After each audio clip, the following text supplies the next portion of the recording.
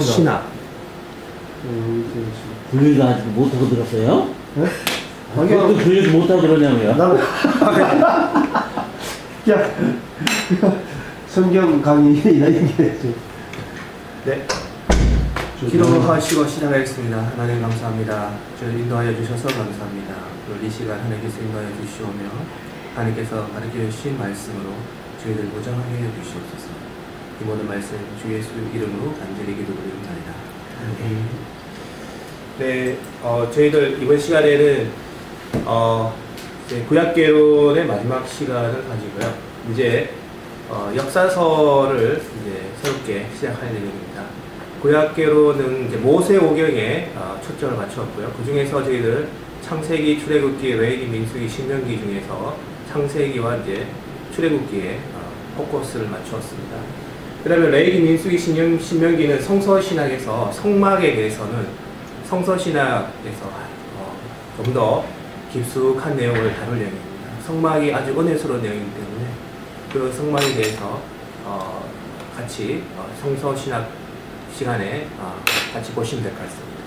그래서 출애굽기에서 제일 우리가 보고 싶어하는 부분은 이제 이스라엘 백성들이 400년 동안 애굽에서 종살이하는 가운데서 이제 하나님께서 약속하신 가나안 땅으로 들어가는 그러한 제일 뜻깊은 그러한 제일 뜻깊은 일입니다. 그래서 이 가나안 땅에 들어가기 위해서 어떻게 지금 하고 계시는지 그런 것들을 하나님께서 모세를 통해서 출애굽을 시키시고 하나님께서 마지막으로 애굽 땅에 10가지 재앙을 내리시는데 이스라엘 백성을 놓아주기 위해서 10가지 재앙을 주시는데 이 10가지 재앙 자체가 그 당시에 우상에 대한 것이었습니다. 그래서 그 10가지 자체가 우상이었습니다. 마지막에 10번째 우상 자체도 바알신, 그러니까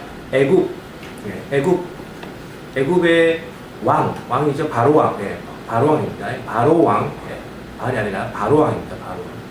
바로왕 자체도 그 사람들은 신으로 섬기고 있기 때문에 그 장자, 그게 황태자 자체도 하나님께서 죽이시는 그러한 것을 보면서 그러한 것들은 전부 우상이다라는 것을 하나님께서 보여주시는 그러한 내용이 되겠습니다.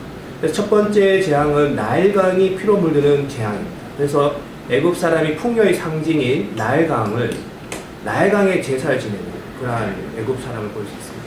그래서 나일강에 피로 물들게 함으로써 그 피로 물든 나일강을 보면서 냄새가 나는 나일강을 보면서 애굽 사람들은 나일강이 신이 아니구나, 우상이구나 그런 것을 알게 됩니다. 그러한 첫 번째 재앙을 애굽 왕에게 내렸습니다. 두 번째 재앙은 개구리입니다. 개구리도 다산의 우상으로 애굽 사람들이 섬기고 있기 때문에 이러한 우상을 신이 아니다, 개구리가 신이 아니라는 것을 하나님께서 알려주시는 그러한 재앙을 내리셨습니다. 세 번째 재앙은 애굽 사람이 송아지를 신으로 섬겼기 때문에 송아지에 붙은 이까지 우상으로 섬기고 있습니다. 그래서 이 재앙을 사람들에게 내렸기 때문에 굉장히 괴로웠겠죠. 그래서 이 자체도 신이 아니다라는 것을 하나님께서 보여주셨고, 네 번째 재앙도 파리 때입니다. 파리 때는 웅 하면서 때를 지어서 움직이는 모습이 그 애굽 사람들은 신비하게 보였고, 또한 예수님께서 그때 바알세불 그 우상 귀신을 쫓아내실 때도 그 바알세불 우상이 파리 때입니다. 그래서 하나님께서 파리 때를 뒤집어 쓸 만큼 사람들에게 주시니까 사람들이 기겁을 하고 놀란 거죠. 그래서 파리 때도 우상이 아니다, 신이 아니다, 우상이다 그런 것을 보여주시는 것이고, 다섯 번째 재앙은 온역입니다. 온역은 그 송아지에 있는 전염병이죠.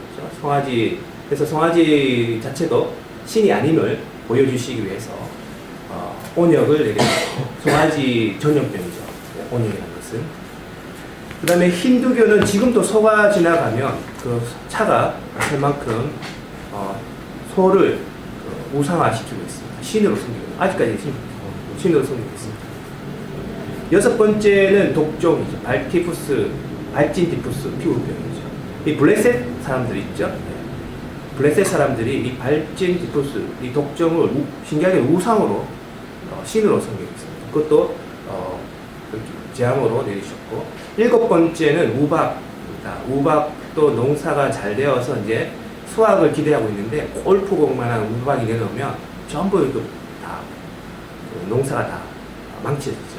그래서 궁극적으로 하나님께서 이 세상의 것들은 자신의 노력으로 얻은 것이 아니라 하나님의 은혜와 그런 하나님의 섭리에 의해서 이루어진다는 것을 또 보여주시는 그런 계기가 되겠습니다. 그 다음 메뚜기 떼도 있습니다. 그래서 수백만 마리의 메뚜기 떼가 황금 들판에 이렇게 오게 되면 그게 뭐 황무지로 변하게 되죠. 그래서 메뚜기도 우상이다 이렇게 해서 9번째는 흑암입니다. 흑암은 애굽 사람은 그 태양신을 섬겼죠. 태양신을 섬겼기 때문에 이 태양 자체를 신으로 보고 있기 때문에 이 태양을 하나님께서 가리셨습니다. 그때 애굽 사람들이 얼마나 두렵겠습니까? 그것을 보고 신으로 섬기고 있는 태양이 가려지는 것을 보고 얼마나 두려웠겠습니까? 그래서 태양도 하나님 앞에서는 별 것이 아니다 라는 것을 하나님께서 알게 하기 위해서 이러한 재앙을 내리셨습니다. 그 다음에 마지막으로 제일 무서운 것이 이제 장자의 죽음이었는데, 애굽 사람은 태양신보다 더 신으로 섬기고 있는 부분이 자기가 신으로 섬기고 있는 바로 왕이었습니다. 이 바로 왕의 첫 번째 이제 주자가 이제 황태자인데, 그 첫 아들이 죽게 되는 그러한 바로 왕을 겪게 됩니다. 그때 문설주에 양의 피를 바른 유대인들은 죽음의 천사가 지나가게 됐고, 유대인들은 아직까지 그것을 유월절이라고 해서 하나님께 감사하는 그러한 유대인들을 볼 수가 있어요. 그것이 이제 애굽에 있었던 그 포로 시절 때 있었던 그러한 내용들이 여기에 노예 시절에 있었던 그러한 것들을 아직까지 유대인들은 절기로 지키고 있는 것을 볼 수가 있습니다. 6월절은 아주 중요한 절기로 지키고 있습니다. 그래서 저희들 여기서 이제 모세오경이 있는 것을 마치고 이제는 이제 역사서로 넘어가게 되는데, 모세부터 시작해서 그 다음에 하나님께서 주신 성막, 하나님의 은혜의 상징인 성막은 성서신학에서 다루시면 되겠습니다. 그래서 이제 구약계로를 마치고 이제 역사서로 이제 한 학기를 이제 들어가게 됐습니다. 역사서는 주로 12권으로 이루어져 있습니다. 12권은 여호수아부터 시작해서 여호수아, 사사기, 12명의 사사가 나오는 사사기, 그 다음에 룻기, 룻이라는 이방 여자의 하나님에 대한 충성, 그런 것들을 시어머니 나오미와 함께 같이 이루어가는 그런 것들을 볼 수 있고, 이제 드디어 사무엘 선지자가 나오고 있습니다. 사무엘상, 사무엘하, 그 다음에 열왕기상, 열왕기하에 같은 이제 다윗 왕과 솔로몬 왕들의 하나님에 대한 순종과 하나님에 대한 그러한 그 사랑을, 하나님의 이러한 왕들에 대한 사랑을 보여주는 그런 것도, 역대상, 역대하, 에스라, 노에미야, 에스더, 이렇게 12권에 대해서 저희들이 중요 핵심 부분에 대해서 보고, 그 다음에 하나님께서 이 이스라엘 백성들을 어떻게 이끌고 가시고 계시는지 하나님께서 섭리하시는 부분을 살펴보도록 하겠습니다. 그래서 모세에 의해서 이제 400년간 종살이 했던 그런 모든 것들이 이제 애굽에서의 생활이 떨쳐지고, 그 다음에 이제 40년간 광야의 생활을 하면서, 모세는 가나안 땅에 들어가지 못하지만 여호수아는 모세의 개인 수종으로서 모세가 했던 모든 것들을 가지고 있고, 그런 여호수아의 그런 용기와 담대함으로 이 가나안 땅을 정복하게 됩니다. 이 가나안 땅을 하나님께서 젖과 꿀이 흐르는 복의 땅으로 말씀을 해주셨는데, 그곳에 가보니까 실질적으로 가나안 족속이라는 여리고 족속이라든지 굉장히 많은, 특별히 7족속이라든지 이러한 도시국가를 형성하고 온 그런 것들을 볼 수 있습니다. 그래서 이것들을 어떻게 하나님께서 처리하고 계시는 건지 한번 보도록 하겠습니다. 그래서 여호수아서는 모세의 오경, 저희들이 했던 구약 개론과 그 다음에 가나안 땅에서 역사, 이제 하나님께서 가나안 땅을 주시는 거죠. 이 가나안 땅에서 이스라엘이라는 국가가 세워지는 중간에 사사가 세워지면서 이제 사울 왕부터 시작하는 그러한 왕정 정치가 시작되는 그러한 필수 불가능한 그러한 역사적인 중간다리 역할을 하고 있습니다. 그 다음에 여호수아의 저자는 여호수아입니다. 여호수아고 그가 죽은 후에는 데이비드 서장 엘레아살과 그의 아들 비느하스에 의해서 완성이 되었고, 여호수아 직접 서술했기 때문에 여호수아가 직접 본 그런 모든 것들을 상세하게 정언하는 형태로 그렇게 여호수아가 적어놓았습니다. 그래서 여호수아는 하나님의 백성을 약속의 땅으로 인도해드리는 그러한 이야기고요. 그래서 하나님께서 이스라엘 백성의 불신앙임에도 불구하고 하나님께서 이렇게 선한 일을 해주시면서 아브라함의 후손이 언약의 땅에 가는 그러한 내용들 배경으로 가지고 있습니다. 그 다음에 이제 현재 그 이스라엘 백성이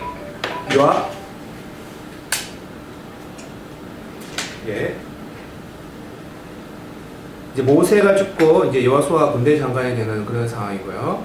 그다음 이런 것들을 우리가 보고, 모세는 이제 여호수아는 어떤 사람이냐, 에브라임 사람이고요, 민수기. 그다음에 모세가 원래는 여호수아 이름이 호세아였습니다. 그래서 민수기 13장 16절에 그런 이름이 바뀌는 부분도 있고, 에브라임 사람이었고요. 모세가 모세의 시종이었습니다. 여호수아 1장 1절에 나타났습니다. 그래서 여호수아는 1절부터 하나님의 전쟁에 관여한 사람이었고, 여호수아로 하여금 모세 대신에 백성들의 영적인 지도자가 되는 그러한 여호수아입니다. 그래서 여호수아의 군사적인 능력이 있는 탁월해서가 아니라 그 영적인 믿음으로 인해서 영적인 리더가 되는 그런 것을 볼 수 있고요. 이런 내용들을 배경으로 하면서 그 여호수아는 주로 1장부터 12장, 그 다음에 13장부터 21장, 그래서 그러한 내용들에 대해서 이렇게 되어 있는데, 지금 현재 가나안 땅을 정복하기 위한 그런 모든 것들이 이렇게 개요로 나타나 있습니다. 요단강을 건너기 위한 준비, 여리고성 정복, 여리고성을 정복한 후에 그때는 이제 하나님께서 작전도 주시고 계략도 주시고, 그래서 여리고성을 잘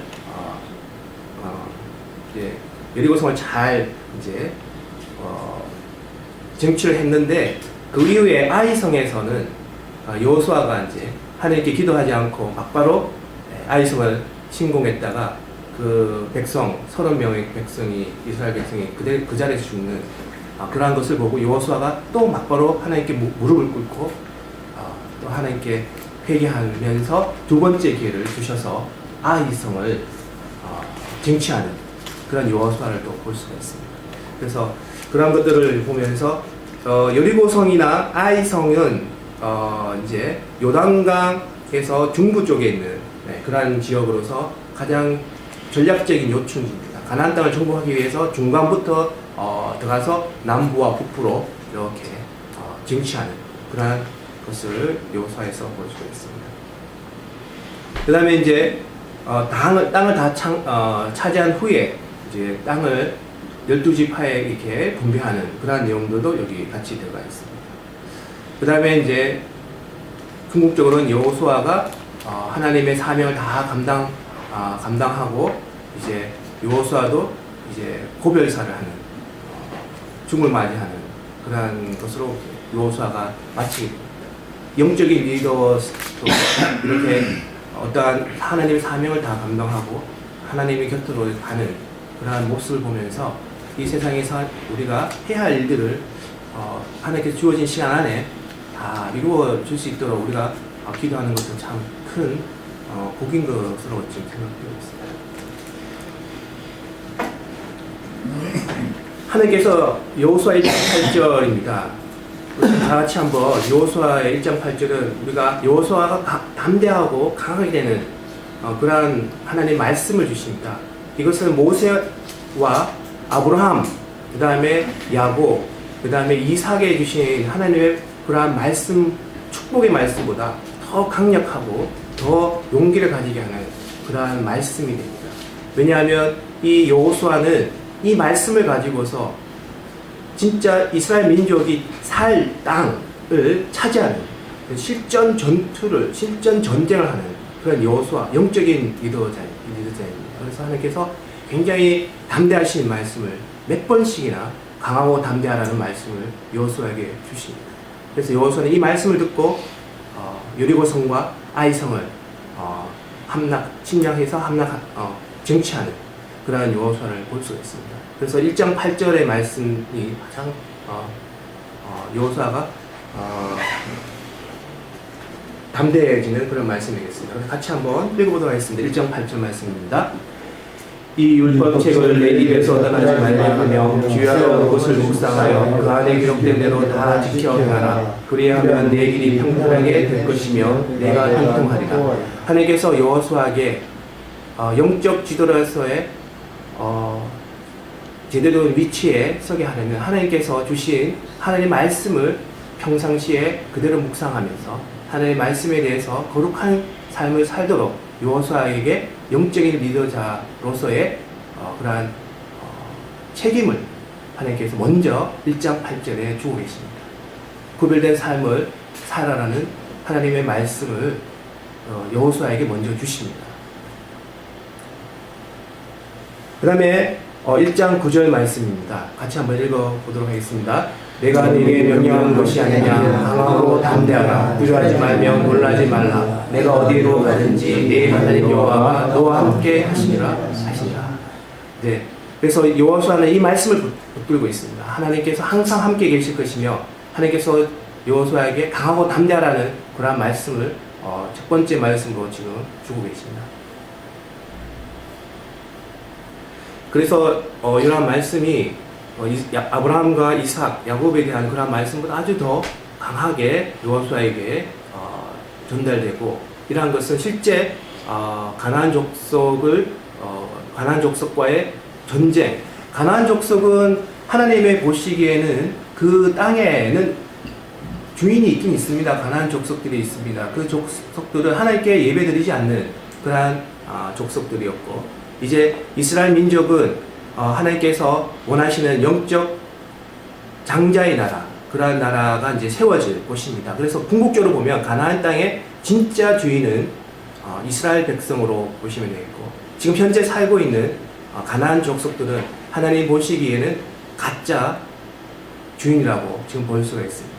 그래서 이 가짜 주인이 있는 곳을 하나님께서 진짜 주인으로 바꾸기 위해서 이 여호와라는 영적 지도자를 내세우셔서 강하고 담대하게 하셔서 이 가짜 주인을 진짜 주인으로 바꾸시는 그러한 모든 과정이 여기에 있습니다. 그래서 이 여호수아는 하나님의 말씀을 수행하는 최전방에 있는 영적 지도자입니다. 그래서 저희들도 이러한 생활 전선에서 항상 우리의 양들과 함께하는 그러한 시간들이 많고, 이러한 양들이 생활 전선에 나가 있는 그곳에서 양들이 죽지 않게 하기 위해서 우리의 영적 지도자로서의 역할을 우리가 다 해야 되는 그러한 것을 여호수아를 보면서 우리가 볼 수 있습니다.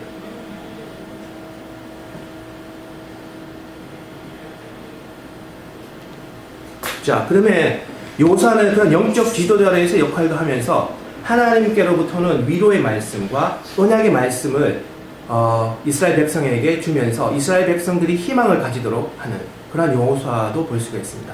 최전방에 있으면서 하나님과 최접경 지역의 말씀을 받으면서 그 위로의 말씀을 또 자기 밑에 있는 부하들에게, 이스라엘 백성들에게 희망의 말씀과 우리가 쟁취할 수 있다는 그러한 것을 희망의 말씀을 이스라엘 백성에게 주는 그러한 위치에로서의 영적 지도자의 역할을 볼 수가 있습니다. 그래서 1장 13절에 여호와의 종 모세가 너에게 명령하여 이르기를 너희의 하나님 여호와께서 너희에게 안식을 주시며 이 땅을 너희에게 주시리라 하였나니 너희는 그 말을 기억하라. 이렇게 이스라엘 백성에게 여호수아가 하나님께서 하신 말씀에 대해서, 복의 말씀에 대해서 위로의 말씀을 전하는 그러한 것을 또 볼 수가 있습니다. 그래서 영적 기도의 역할은 하나님과의 그러한 하나님과의 그렇한 가까운 사이와 그 다음에 백성들과도 그러한 하나님의 메시지를 그대로 전파하는 그런 영적 지도자의 요소를 볼 수가 있습니다.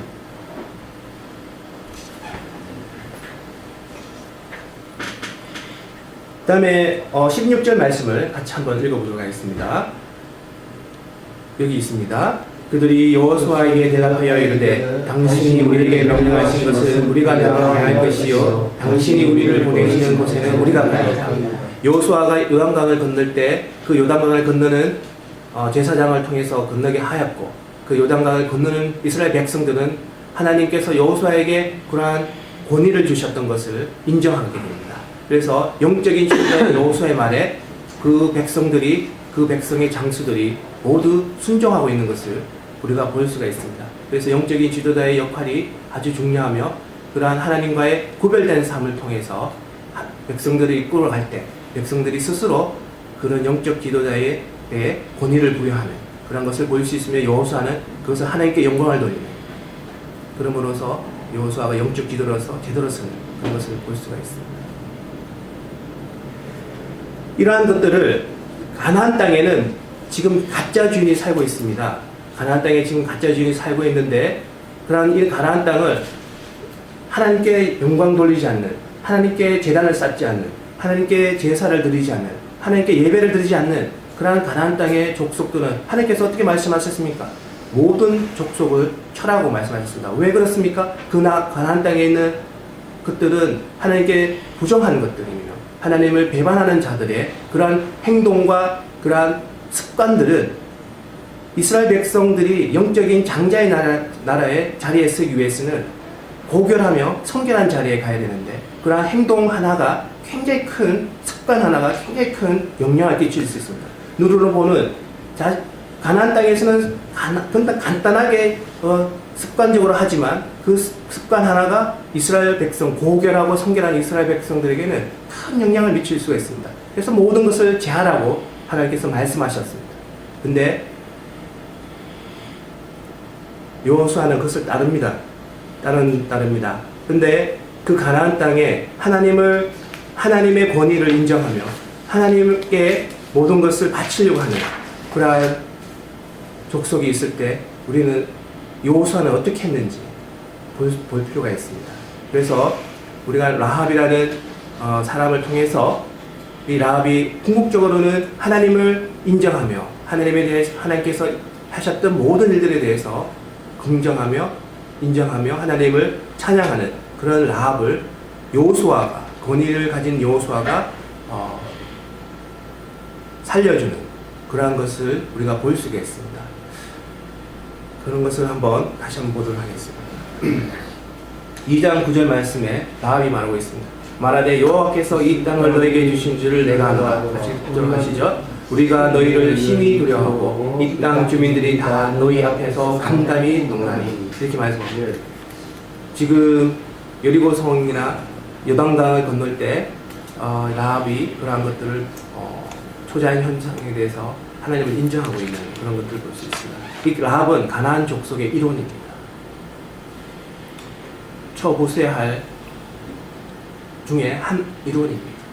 근데 이 라합이 하나님에 대해서 인정하며 하나님을 경외하고 있습니다. 2장 11절의 말씀을 같이 한번 읽어보도록 하겠습니다. 우리가 듣자 곧 마음이 동하고 너희로 말미암아 사람이 정신을 잃었나니 너희의 하나님 여호와는 위로는 하늘에서도 아래에서는 땅에서도 하나님이시라. 하나님에 대한 칭송이 끊이지 않습니다. 라합은 이렇게 하나님의 그러한 존재에 대해서 인정하며 하나님의 그러한 섭리에 대해서 칭송하는 그러한 라합을 볼 수가 있습니다. 그것을 입으로 시인하고 있는 그런 것을 볼 수가 있습니다. 또 2장 13절에 라합은 정직하게 말하고 있습니다. 하나님의 그러한 섭리에 대해서 이 자기의 부모와 형제를 대한 목숨에 대한 보전을 요청하고 있습니다. 그래서 이 기생 라합은 하나님의 권위에 대해서 먼저 인정하고 정직하게 자신과 자신의 가족의 목숨을 보존해 달라고 이스라엘 백성에게 이야기하고 있습니다. 그래서 2장 13절 말씀을 같이 한번 읽어보도록 하겠습니다. 그리고 나의 부모와 나의 남녀 형제와 그들에게 속한 모든 사람을 살려줘 우리 목숨을 죽음에서 건져내라. 이생 라합은 모든 가나안 족속이 죽음에 이르는 것을 이스라엘 전사들에 의해서 듣고 있습니다. 그것을 라합은 여호와 하나님에 대한 경외와 그런 섭리에 대해서 인정하였습니다. 그래서 이 라합은 이스라엘 백성에 대해서 정직하게 이야기를 합니다.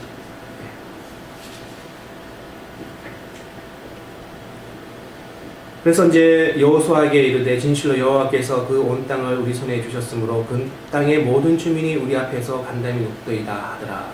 이렇게 말씀하십니다. 그래서 여호수아는 하나님과의 사명을 잘 담당하고 하나님과의 거룩한 사명을 잘 이루어 나가고 있으며 하나님의 말씀에 순종하고 있으며 하나님께 기도하는 자였고, 이러한 영적인 지도자가 이방인들이 볼 때 두려워하는 존재라는 것을 여러분 우리들은 알아야 될 것 같습니다.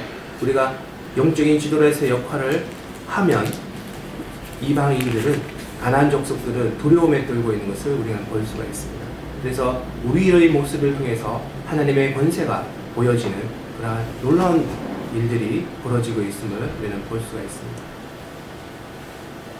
3장 5절에 드디어 하나님께서 여리고성에 대한 공격 명령을 강행하고 계십니다. 이 말씀을 보면서 이제 하나님께서 여호수아에게 말씀하신 것을 여호수아가 백성에게 이루고 있습니다. 3장 5절 말씀을 같이 한번 보도록 하겠습니다. 여호수아가 또 백성에게 이르되 너희는 자신을 성결하게 하라. 여호와께서 내일 너희 가운데서 이한 일들을 하시리라. 이렇게 말했습니다. 그래서 우리가 하나님의 사명을 감당할 때 오늘 우리는 성결하게 지내야 되는 그러한 의무가 있습니다. 그래서 여리고성 함락을 하나님의 섭리 중에 하나인 여리고성 함락을 우리는 목전에 두고 있으며 그 목전에 두고 있을 때 오늘 우리는 하나님께서 하시는 말씀을 우리는 성결하라고 말씀하고 계십니다. 그래서 이런 것들을 우리가 잘 따라야 될 것 같습니다.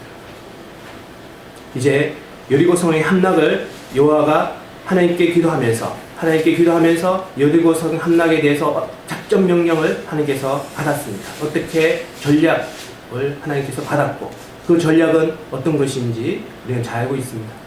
그때 여호수아가 6절 말씀을 제사장과 언약궤에 대한 내용을 한번 볼 수가 있습니다. 그래서 여호수아가 여리고성 함락에 있을 때 제일 먼저 챙긴 것은 이스라엘 백성, 무장한 이스라엘 백성에 대한 창과 방패에 대한 그러한 내용이 아니었습니다. 제일 먼저 챙긴 것은 하나님의 복궤와 제사장이었습니다. 그것을 먼저 한번 보도록 하겠습니다. 그래서 여호수아는 하나님에 대한 그러한 것을 여기 6절 말씀을 한번 같이 보도록 하겠습니다. 같이 읽어보겠습니다.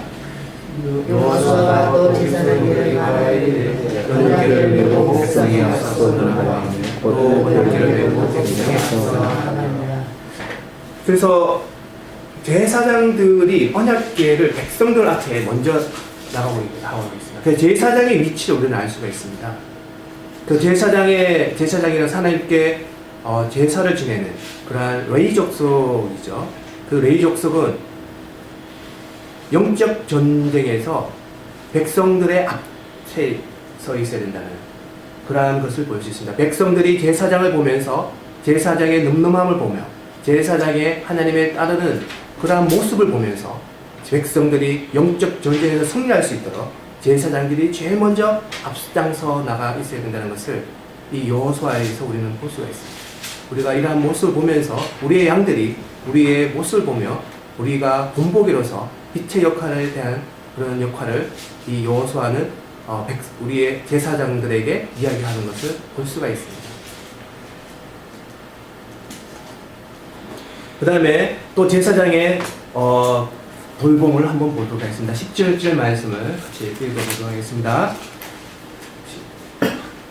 여호와의 언약궤를 맨 제사장들은 요단 가운데 마른 땅에 굳게 섰고 그 모든 백성이 요단을 건너기를 마칠 때까지 모든 이스라엘은 그 마른 땅으로 건너갔다.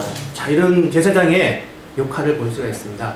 제사장은 영적 전쟁에서 이스라엘 백성들이 요단강을 다 건너갈 때까지 제사장들이 이스라엘 백성을 지켜보는, 그래서 지켜보면서 돌보아주는 그런 역할을 제사장들이 하고 있음을 우리는 볼 수가 있습니다. 영적 전쟁에서 우리의 양들이 다 승리할 때까지 제사장들이 양들을 돌보고 있음을 우리는 또한 볼 수가 있습니다.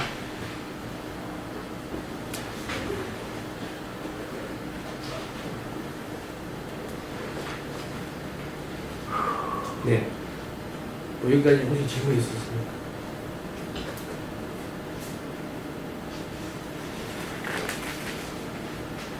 네. 한 1분 정도 저희들 시간을 가지면서 일단 했던 내용에 대해서 뭐 정리하실 분은 정리하시고 다음 내용에 대해서 또 한번 이야기하도록 하겠습니다. 1분 정도 시간 좀 드리겠습니다.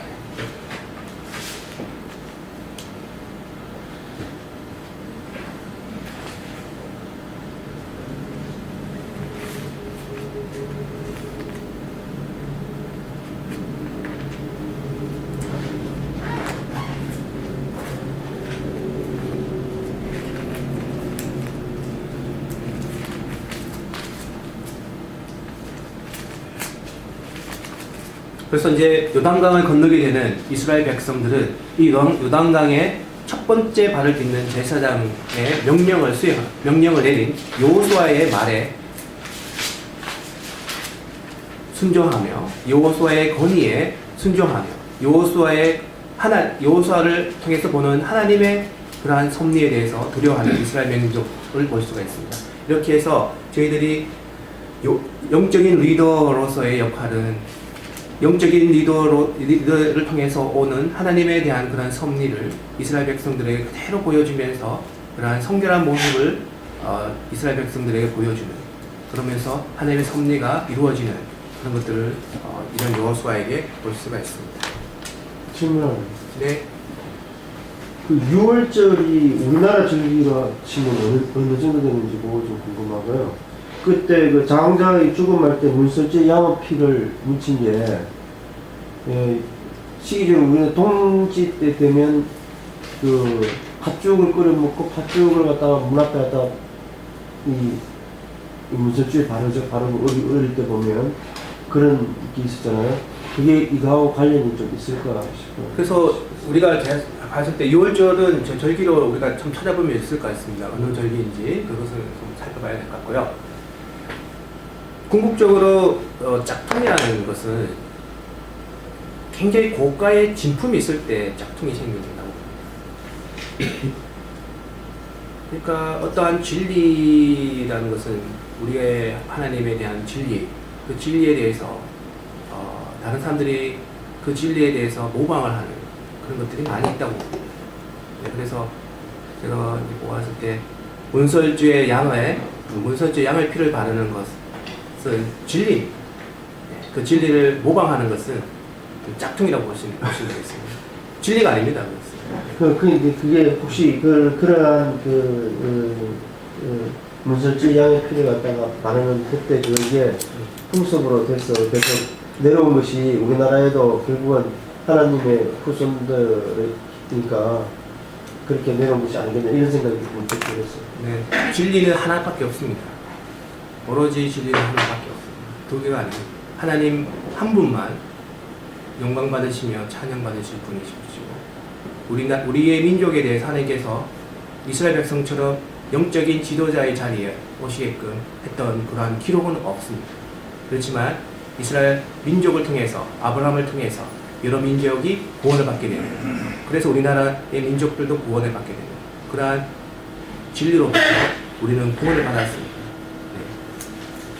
그래서 따라하는 것은 모방이고, 그러면서 또 이제 세상적으로는 그러한 모방을 통해서 따라하는 부분이 있겠지만, 영에서는 하나님의 나라 아니면 다른 devils, 다른 거죠. 전혀 영은 딱 구별되죠. 딱 그렇습니다. 그다음에 이제 우리가 이제 이번 시간에 그 여리고성에 이제 봅니다. 여리고성은 이제 전략적 요충지입니다. 중부지방에 요단강을 건넌 요단강을 건넜기 때문에 이 여리고 이렇게 가나안 땅의 족속들은 이 소문을 자자하게 듣습니다. 이 요단강은 넓진 않지만 그래도 이 요단강을 건넌 이스라엘 백성들에 대해서 소문이 나기 시작하고 이러한 것들을 가나안 땅의 족속들은 어떻게 또 반응하고 있는지 여러 가지 반응이 나옵니다.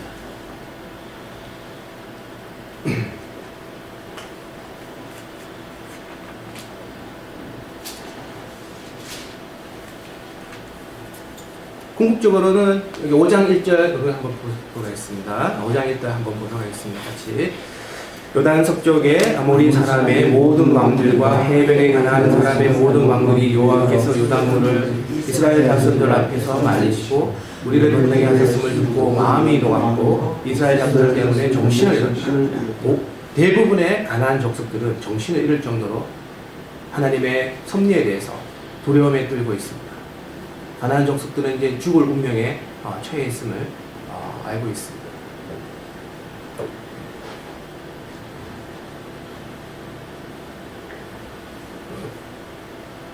그래서 저희들이 하나님의 말씀을 그대로 실현하며 하나님과 기도하며 하나님과 함께 갈 때 가만히 있어도 하나님의 섭리가 이루어지며 하나님께 하시는 일이기 때문에 그러한 것을 보는 우리의 믿지 않는 자들은 우리를 보며 그러한 두려움의 마음을 가지고 있다는 것을 우리는 또한 여기서 볼 수가 있습니다. 그러한 두려움을 가진다고 해서 우리가 더 우쭐라고 한다는 것은 아니고 하나님의 사명을 더욱더 다 감당하며 하나님께 영광 돌리며 하나님께 더욱더 나가는 그런 영적인 지도자가 되어야 합니다.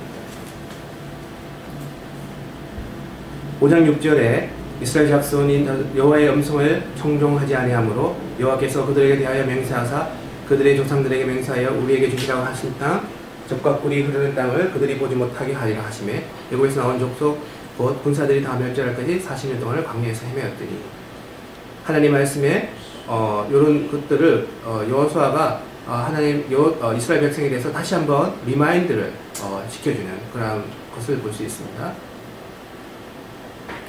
그 다음 5절 7절에 그들의 대를 잇게 하신 이 자손에게 여호수아가 할례를 행하였으니 길에서는 그들에게 할례를 행하지 못하였으므로 할례 없는 자가 되었습니다. 애굽 땅에서는 하나님의 말씀이 없었기 때문에 하나님께서는 할례를 행하지 못했죠. 그래서 이제는 할례를 행할 수가 있습니다. 영적 지도자는 우리에 속한 백성들이 하나님께 온전히 나아가도록 그들에게 할례를 시켜줘야 됩니다. 정신적으로 할례를 시켜야 된다는 그런 말씀이 여기 또 나와 있습니다. 그래서 우리의 양들이 평생 동안 하나님의 온전한 믿음 가운데 서도록 그들을 인도하는 것이 우리 영적 지도자의 모습입니다. 그 다음에 5장 11절입니다. 5장 11절 우리의 같이 한번 읽어보도록 하겠습니다. 6월절 이튿날에 그 땅의 소산물을 먹되 그날의 우동과 볶은 곡식을 먹었더라. 이제 여리고성 함락을 눈앞에 둔 이스라엘 백성들은 하나님께서 무교병 떡이죠? 떡인데 누룩이 전혀 들어가지 않는 그러한 빵을 먹도록 하십니다. 이것은 또한 거룩과 성결에 대한 하나님의 당부의 말씀이고 하나님의 명령이시죠. 그래서 이 무교병이라는 것은 누룩이 들어가지 않는 것이라 누룩은 우리가 빵을 팽창하는 것입니다. 그래서 조그만 누룩이 있더라도 빵은 팽창하게 되어 있습니다. 그래서 이 누룩을 죄라고 간주하게 되면 이 죄는 조그만 죄라도 이스라엘 백성에게 들어가게 되면 그것이 팽창하게 되어서 하나님의 거룩한 백성으로서의 그러한 가나안 땅의 주인으로서의 그러한 역할을 할 수 없기 때문에 하나님께서 이러한 먹는 것에서도 하나님께서 이렇게 성결한 이스라엘 백성이 되도록 하시게끔 이렇게 말씀하고 계시며 또한 우리가 성결한 모습과 먹는 것에도 성결한 그런 이스라엘 백성들을 우리가 볼 수가 있습니다. 가나안 땅은 지금 들어와 있습니다. 그 가나안 땅은 하나님께 제사 드리지 않는 그러한 땅이었습니다. 그러한 가나안 땅에서 난 소산들은 전부 하나님께 속하지 않은 그러한 하나님께 속하지 않은 영들의 소산입니다. 그렇기 때문에 그러한 것들도 하나님께서는 먹지 말라고 지금 이야기하고 계십니다. 가나안 땅에 들어와 있지만 거기서 난 소산은 먹지 말라고 하나님께서는 이야기하고 계십니다. 이제 아이성 점령 후에 거기에서의 소산을 먹도록 하나님께서 이제 이야기하고 계시죠. 그래서 저희들이 식사 기도할 때는 것도 상당히 참 중요한 데라고 예로 볼 수가 있습니다.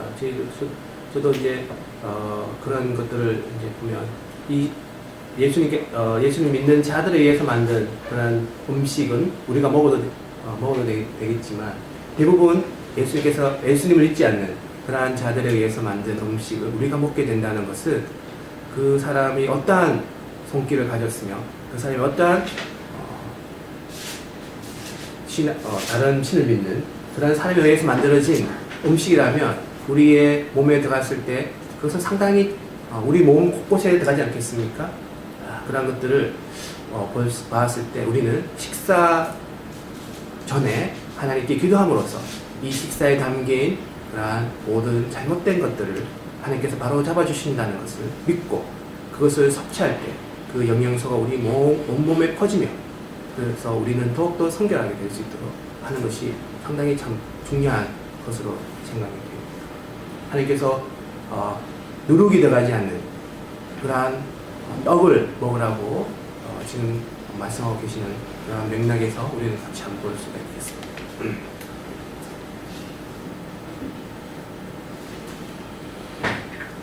이제 결전의 날이 되었습니다.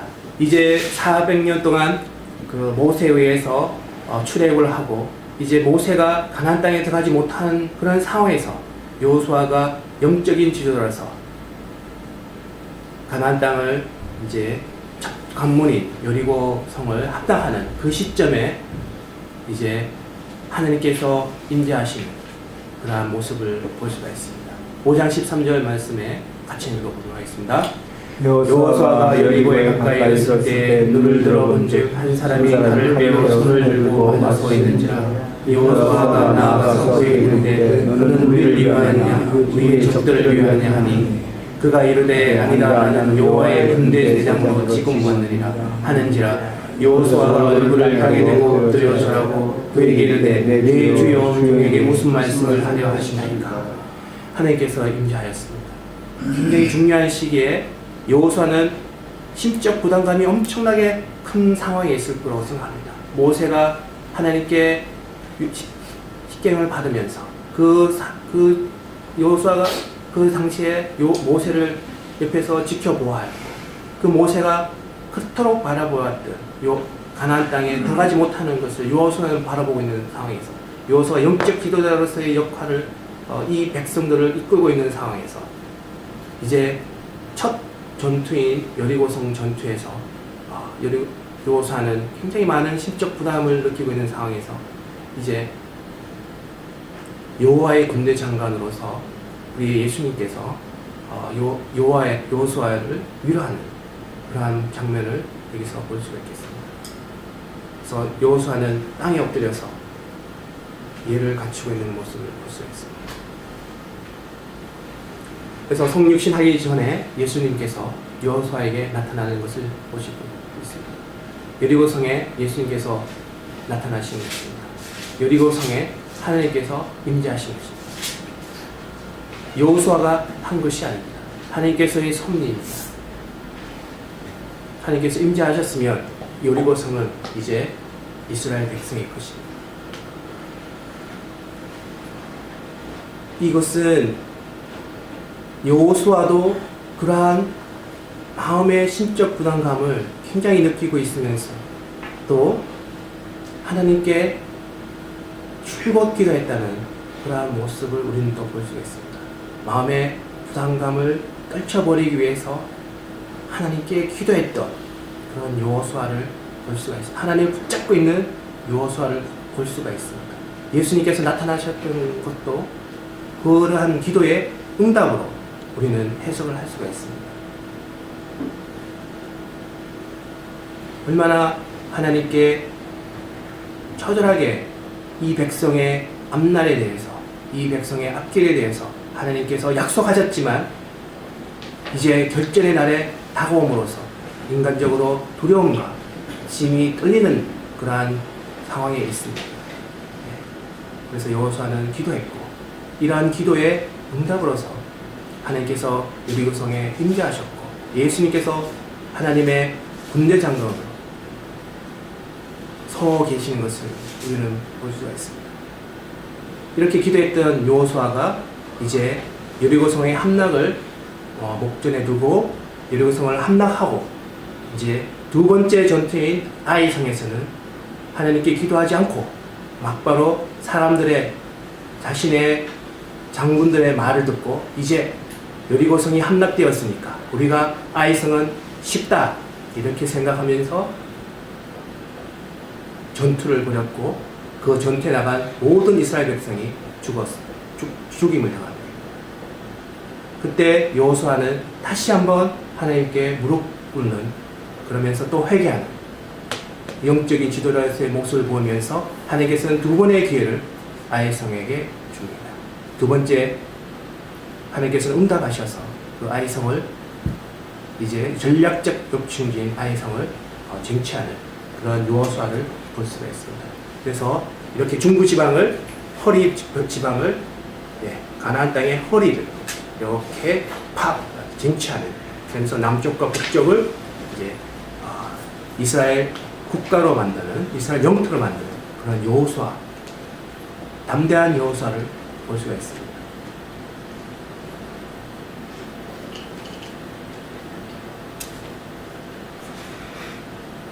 그래서 여호수아는 예수님의 임재를 보며, 하나님께서 임재하신 것을 보며 마음에 큰 위로를 받고, 이제 여리고성을 7바퀴 도는 그러한 제사장을 앞세우며 백성들을 앞세우며 그러한 하나님의 전략, 자신의 전략이 아니며 하나님께 기도했던 그러한 전략을 그대로 수행합니다. 그때 예수님을, 여호와의 군대 장관 오신 예수님의 말씀입니다. 5장 15절 말씀 같이 한번 보겠습니다. 여호와의 군대 대장이 여호수아에게 이르되 내 발에서 신을 벗으라. 내가 쓴 것은 거룩하니라 하니 여호수아가 그대로 행한다. 이 말씀 모세에게도 아브라함에게도 나타났던 그러한,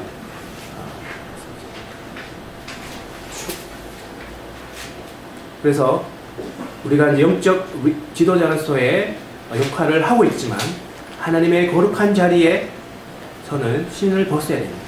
그러한 영적 지도자입니다. 그래서 우리는 하나님의 거룩함을 따라갈 수는 없는 그런 영적 지도자로서의 역할을, 그러한 것을 보면서 우리는 더욱 영적 지도자로서 해야 하는 그런 내용들을 볼 수 있습니다. 하나님께 더욱 가까이 가며 또 하나님의 목전에서 신을 볼 수 있는 큰 영광을 우리는 볼 수가 있어야 될 것 같습니다. 그래서 여호수아는 하나님의 종으로서의 역할을 하고 있는 것입니다. 하나님의 종, servant of Lord입니다.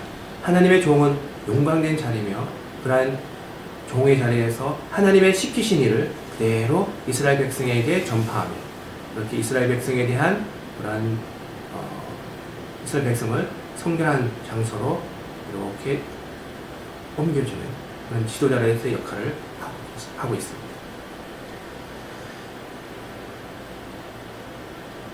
네, 여기까지 또 한번 우리가 잠시 생각하시면서 한 1분 정도 생각하는 시간을 가지시면서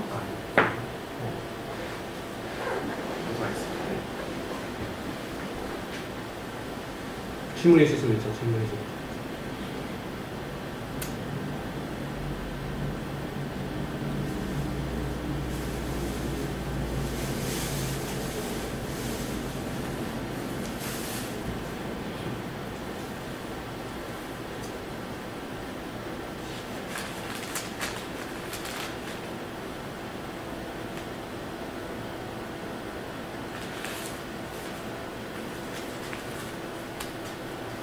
그래서 여호수아는 여리고성 함락에 대해서 7바퀴를 도는 그러한 하나님의 전략을 기도 중에 여호수아는 가지게 되었으며, 또한 그러한 모든 전략, 구체적인 전략에 대해서 여호수아는 하나님께 기도하였으며, 그 모든 전략의 첫 중심은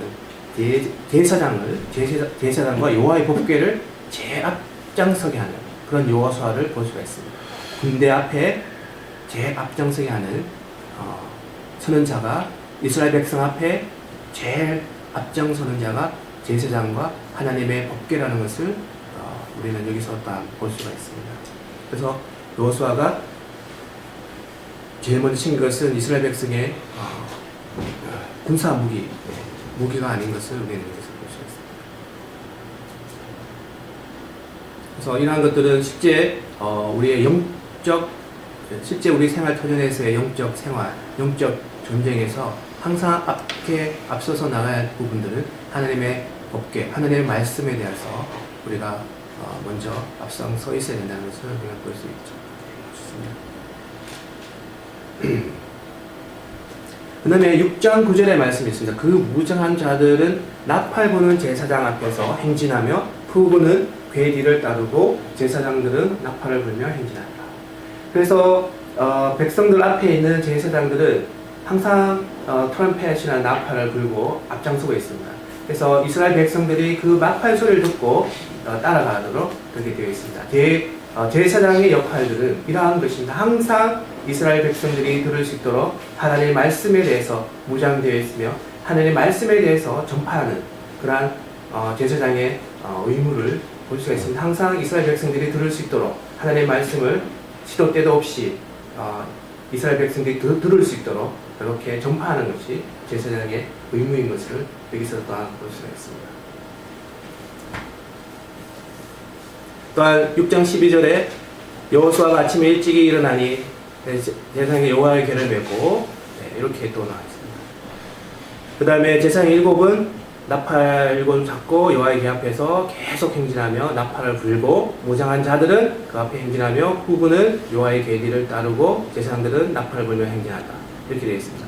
그래서 제사장들은 나팔을 불며 성도들이 하나님의 말씀을 들을 수 있도록 해줘야 되며, 또한 제사장들은 그러한 성도들의 영적 정대에서 승리할 수 있도록 이렇게 이끌어 주어야 하는 그런 영적 전쟁에서 제일 선두에 나서서 우리의 양들을 보호하며 하나님의 말씀을 전파하는 그러한 제사장의 역할을 우리는 여기서 또한 볼 수 있습니다. 제일 뒤에 서 있는 자가 제사장이 아니라 제일 앞에, 영적 전쟁의 제일 앞에 서 있는 자가 제사장인 것을 우리는 볼 수 있습니다.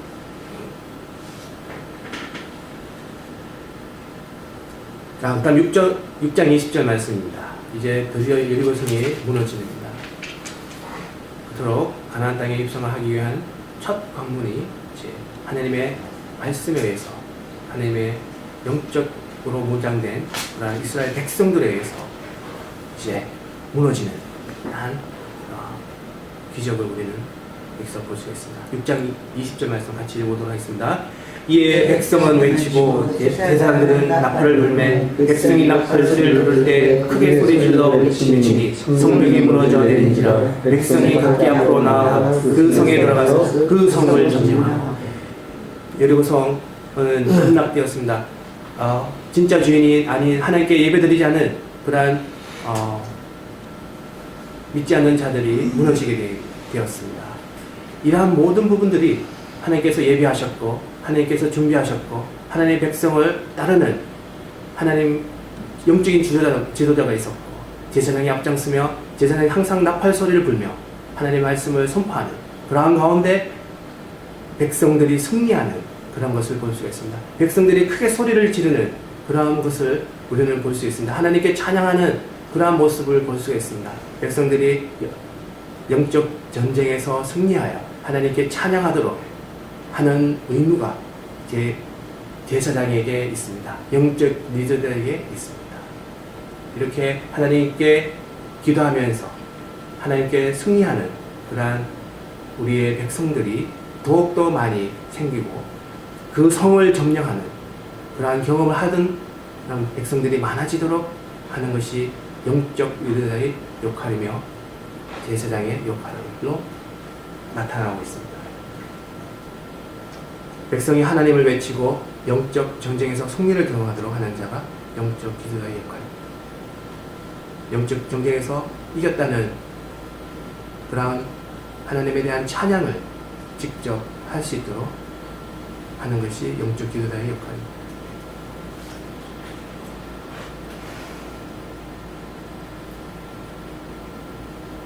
그 다음에 하나님께서는 이 세상에 살고 있는 저희들에게 더욱더 거룩한 모습으로 하나님께 가도록 죄에 틈타지 않는, 죄에 의해서 공격당하지 않도록 그러한 모습을 이 여리고성의 내용을 볼 수 있습니다. 여리고성은 하나님께 제사 드리지 않는 그런 족속입니다. 6장 21절 말씀을 같이 읽어보도록 하겠습니다. 그 성 안에 있는 모든 것을 온전히 바치되 남녀노소와 소와 양과 나귀를 칼날로 멸하리라. 하나님께서 명령하였습니다. 그렇습니까? 이스라엘 백성 영적 지도라, 영적 장자의 나라로서의 구성원의 일원이 되는 그러한 영광된 자리에 있는 이스라엘 백성은 한 티끌만큼이라도의 죄를 가지고 있지 않도록 하나님께서는 원하시고 계십니다. 이러한 그 사람들은, 가나안 땅의 이 사람들은 간단하고 그냥 자동화된 그러한 습관이지만, 그런 관습이지만, 그러한 모습 자체를 보는 것만으로도 그것은 하나님께서 금하시고 계시는 것을 우리는 볼 수 있습니다. 그 사람들이 살아서 움직이는 것 자체가 죄라는 것입니다. 그 사람들이 살아서 움직이며 습관화되는 생활 자체가 전부 죄라는 것입니다. 하나님께 대한 죄라는 것입니다. 그래서 하나님께서는 이것을 두려워하게끔, 없애게끔 이렇게 이스라엘 백성에게 경고하고 계시는 말씀입니다. 그래서 이스라엘은 하나님의 제사장직을 수행하는 그러한 나라입니다. 이스라엘에게 조금의 죄도, 죄의 전파도 허용하지 않으시는 하나님을 볼 수가 있습니다. 이렇게 구별된 제사장의 나라, 하나님의 백성의 나라, 이스라엘 백성을 주신 하나님께 감사드리며, 또한 이런 것을 통해서 우리가 하나님께 구원을 받고, 또한 이런 것을 따라갈 수 있도록 우리가 하나님의 진리를 따라갈 수 있도록 해주신 하나님께 영광을 드립니다.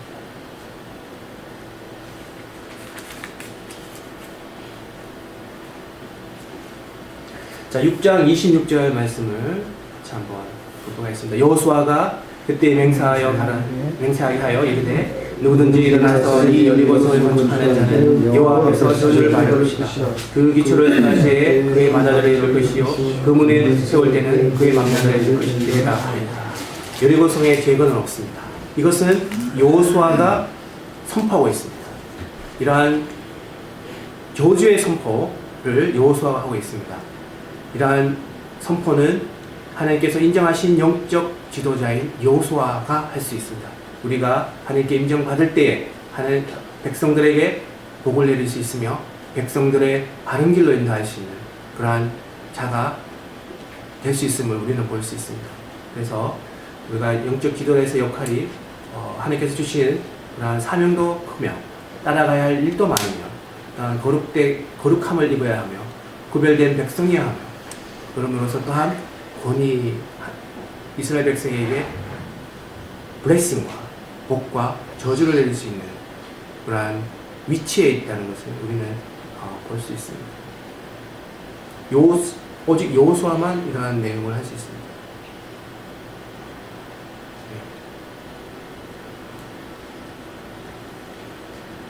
그 다음에 6장 27절 말씀입니다. 여호와께서 여호수아에게 함께 하시니 여호수아의 소문이 그 온 땅에 퍼집니다. 가나안 땅에 영적 지도자의 여호수아의 이름이 퍼지고 있습니다. 영적 지도자 하나님의 말씀을 듣고 하나님의 섭리를 그대로 행하며 하나님의 구별된 자로서 역할을 다하고 있는 상황입니다.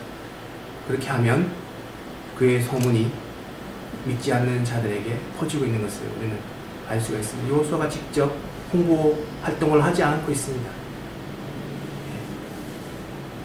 다 믿지 않는 자들에게 그 이름이 전파된 것을 우리는 볼 수가 있습니다.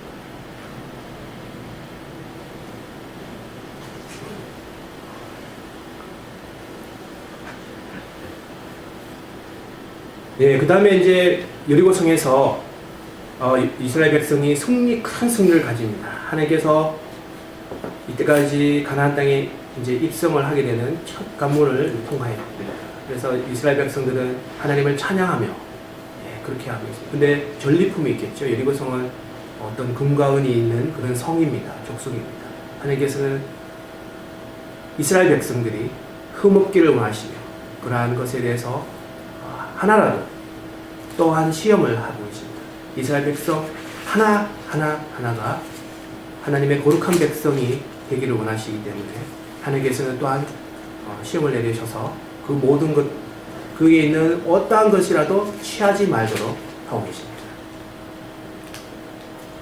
이스라엘 12지파의 모든 족속들은 그 말씀에 순종하며 따르기를 원하시는 하나님을 볼 수 있습니다. 그러나 한 사람이 거기에 있는 재물을 취하게 되죠. 아간이라는 아이 지파의 사람, 유다 지파의 사람입니다. 네. 자, 7장 1절 말씀 한번 보겠습니다. 이스라엘 자손들이 온전히 바친 물건을 말미암아 범죄하였으니 이는 유다 지파 세라의 전손 삽디의 손자 갈미의 아들 아간이 온전히 바친 물건을 가졌습니다. 여호와께서 이스라엘 자손들에게 진노하십니다. 왜 진노하셨겠습니까? 하나님께서 이스라엘 백성들은 선택된 민족으로, 본이 되는 민족으로 영적 장자의 나라의 구성원입니다. 그렇기 때문에 그런 구성원의 모든 사람들은 구별되게 원하고 계시는 것입니다. 한 사람이라도 한두 명은 괜찮겠지라고 생각하지는 않습니다.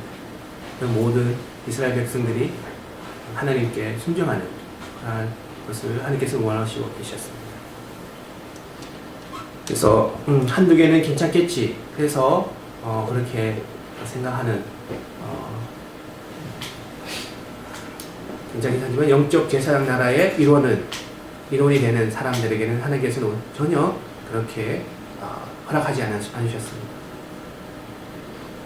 이스라엘 백성 하나하나가 거룩함을 가진 하나님의 말씀에 순종하는 자가 되기를 하나님께서는 원하셨습니다.